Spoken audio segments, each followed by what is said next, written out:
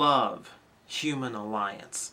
Let's face it, this is what we wanted when alternators came out. Lots of gimmicks, great accuracy, big characters, and human pilots.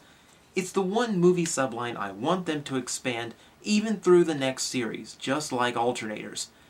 And just like alternators, the first release was great. I mean, Bumblebee here is one of the best toys I've owned in years. And just like alternators, the second release, Sideswipe, who has mixed opinions. Now, personally, I find I have a lot about the toy I like and a lot I don't. And to be honest, I'm really of two minds about this toy. That's why you invented me.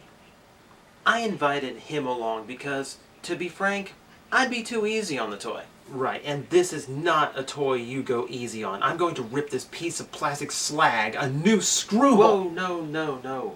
We're not doing that here. But that's what I do. I know. But you're just here to point out the flaws, alright? Let's get it over with. I've got an Armada toy I need to beat with a hammer. I'll start with vehicle mode because that's the one that's hard to argue against. And for obvious reasons. They did a phenomenal job on this toy. You just take a look. Everything on this figure just shines with silver paint. And this isn't plastic pretending to be silver. It's silver paint, and it is a gorgeous sight to behold. You can see they didn't shortcut anything. The windows, nice, clear, dark blue. You can't really see inside, but the whole thing seems to revolve around accuracy. I mean, it is extremely nice. It might look a little plain, but that's just because there's nothing on the actual Corvette. Except for the panel lines, and the lines on this toy are just so nice. They really did a good job capturing the actual vehicle. You can see they really had an emphasis on minimizing panel lines. The only ones I really find on here are ones I'd expect to find in the actual car. I mean, the door, for instance, here around the hood, you know, there's no split on the hood like on the deluxe version. Even here for the trunk in the rear, it is a phenomenal job, and it holds a much higher level of accuracy than the deluxe version does. There's also a lot of little decals and little emblems on there. You can see the one on the side there, as well as one here on top, which is very nice. And right there in front of the very nice grille and these very beautiful translucent blue headlights, you've got the Corvette emblem itself, which is a very nice touch if I do say so. You know, it's all well and good. I like the details well enough. Unless, of course, they stamped your Corvette symbol off the molding and it ends up looking moronic. Seriously? Oh man, you're right. You stamped it too high. Well, that's my luck. Oh, I'm sure it's not that. Happened to mine, too. Gee, and I guess it's a common occurrence. Wait, what? Just trust me. I've seen it on more than one. Well, that being said, there's still so many good things about the car. I mean, just look at the detail on the rear. And I love the rear on this vehicle. See, the tail lights are gorgeously done, red translucent plastic. You've got the exhaust pipes in here. They tend to slide out a little bit, but that's a minor nitpick. Really like the rims too. And yeah, they don't spin as well as an alternator wheel, but you know, especially up here in the front where they seem to be hindered by the gimmick that will come later on in the toy. What I actually kind of like about this figure is it's perfectly in it's in scale with the alternator Corvette. You can see tracks here. It's about the same size. I mean, the Human Alliance figures do tend to fit inside alternators toys if there's enough clearance. So, you know, you got the makings of a very nice showroom here if you've got enough of them. Which does bring me to one minor detail about the toy, which is the main feature vehicle mode, and that is the human pilot. Which is where I take over, because the Epps figure is ridiculous on many levels. I'm not the only one that noticed, and it'll be impossible to show on this camera, but the eyes are crossed, and they're just so, like, he's got like a lazy eye going one direction, the other eye's going the other direction. It looks like he's been hit in the head recently, but that's not even my biggest issue. I mean, as a matter of fact, I'm actually kind of impressed there's so much little bit of articulation on this thing. Hips, knees, shoulders, and it's all well and good, and it rotates pretty well. He's even got the torso and the neck. Surprising. But where it falls apart is that damn pelvis section that looks so damn ridiculous, and his legs that are so wide apart. It looks like, between how wide his legs are and the eyes, that lost expression that he's got, he looks like he just got kicked in the crotch. Or it looks like he didn't make it to the bathroom in time after a Taco Bell lunch. One or the other. Either way, it looks horrible. It's certain, I hate to say it, but Shia LaBeouf's looks better. That's sad. And then you get to actually fitting him in. Now, a driver, by concept, is pretty decent. Unless, of course, he's got these stupid legs that are so damn impossible to actually work in. And once you do work them in, he barely fits. I mean, every time I do this, I feel like I'm going to scrape the plastic off the top of his head. It's so hard to just scrunch him in there and try and get the legs underneath the dashboard, get the head underneath the roof, get the little tab pegged into his back. He looks okay once he's in there, but damn! Never had a G.I. Joe that was that hard to get into his vehicle.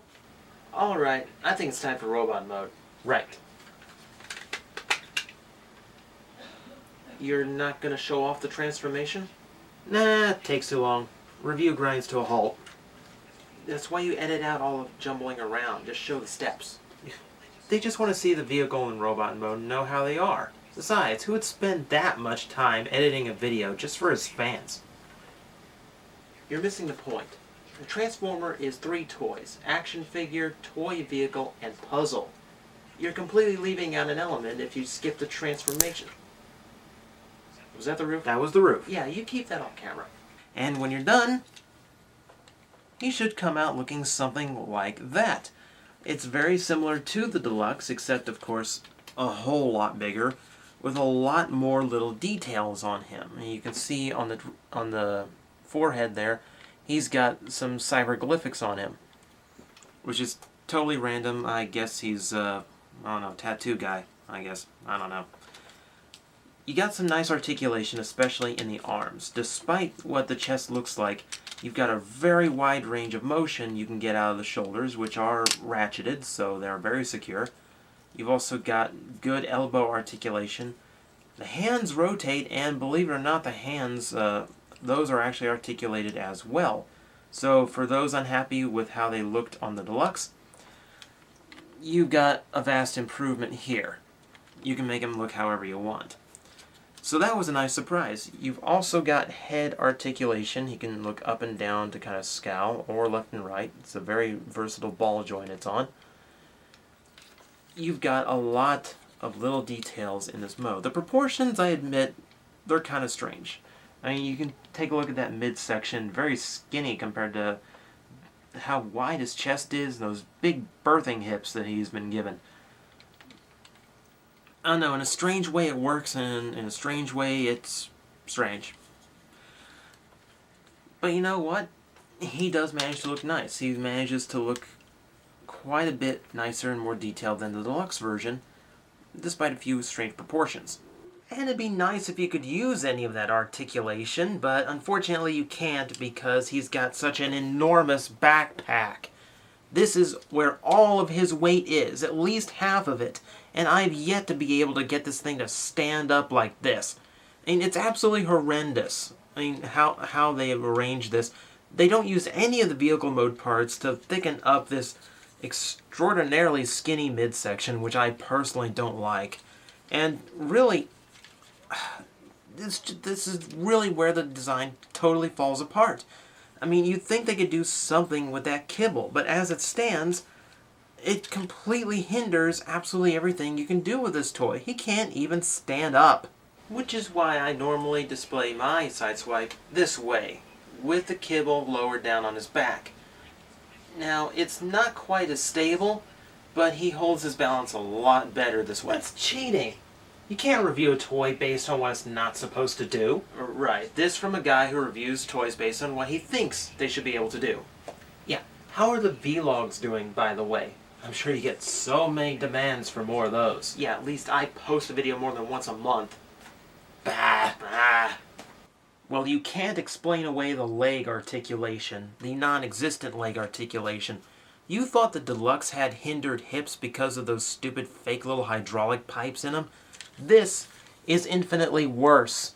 This is not a ball joint. It's some weird group of hinges that all try and work together in some way, but they just hinder each other in the end. And what's worse, these stupid little hydraulics in his crotch. Because of those, the legs can't move any farther up than that, or you're going to snap them out. And they can't move back any farther than that. That's horrible. I mean, that's inexcusably bad for a toy this expensive. And I've been told that even if you pop them out, they're a royal bitch to get back into place. That being said, his knees also don't go back very far because of this weird piston thing they insisted on putting in. So half the time you can't even get it to bend the way you want to. I mean, he might actually have feet, unlike the Deluxe version, but good luck finding any poses where you'd actually need them. Now, naturally, just like Bumblebee, the driver comes into play on most of the gimmicks on Sideswipe, though he has his own fair share. As you can see, he has his own little minigun over the shoulder of Sideswipe, and his seat from vehicle mode moves over to sit there. So he can kind of fire alongside Sideswipe, just because Sideswipe doesn't know how to fire his own gun. And you've also got a missile launcher. That seems to be typical of Human Alliance. Pretty good range on the missile, too. What really surprised me is there's a few gimmicks nobody noticed, because they're not very well documented. And then there are a few that are very poorly documented, so even if you know about them, you don't think they work offhand. First one being the arm blades. Now, the blades themselves, very flexy plastic on here, but on the upside they are far more accurate to how they looked in the movie. He's not using the sides of his doors for blades. So in trade, you can kind of push the blade back until it kind of clicks into place. It's really kind of firm to get it in there. Once you do, you got a nice spin blade gimmick here with the wheel. This is something I would expect to find on the Deluxe, or maybe like a $20 figure. And it's something that Bumblebee doesn't have, i.e. gimmicks that work without Sam. It's more standard than your typical fare for a movie figure, especially one of this size. You've also got one other feature which is a little hard to demonstrate on camera, so I'll just say you kind of have to grab under his chin with your finger or thumb and just hope the whole thing doesn't snap off as you lift up and expose his actual face. Yeah, he's got a battle mask, and it's down by default, unlike Bumblebee's, so it's a little hard to notice. But once it's up, you can definitely notice it, because it's sticking off of his head. This is the one point where I have to take the addict's role and say, I'm not a fan of this. I mean, you can't even tell he has a mask down in any standard mode, and once it's up, it's got nowhere to go. You can't rotate it around, you can't hide it away. It's just there. But it's a nice as an optional. It's not something you necessarily have to do. It's just something you can do. And little features like that are harder to find these days. So, he's got a lot of nice little tricks in him. And not all of them require Eps, who can even stand on his arm. There's pegs on his arms for Eps to stand on. Why he would ever stand on top of a arm spinning a giant buzzsaw blade, I don't know. Well, how do you usually end these things? I take 1 minute to say what took me the previous 14, then say my catchline. The one you stole from the Nostalgia Critic. It's a respectful homage. Hey, I was made to call them like I see them. Damn right you were made by me. I'll do with you as I will. Oh, bullsh. That was the plastic addict. He stays addicted so you can stay away. Me? I'm just TJ. And I'm mildly recommending Sideswipe. He's both better and worse than the Deluxe. But for big Sideswipe fans and for Corvette fans, he'll be worth the money. For the rest, wait for it to go on sale. Still sucks. Shut up.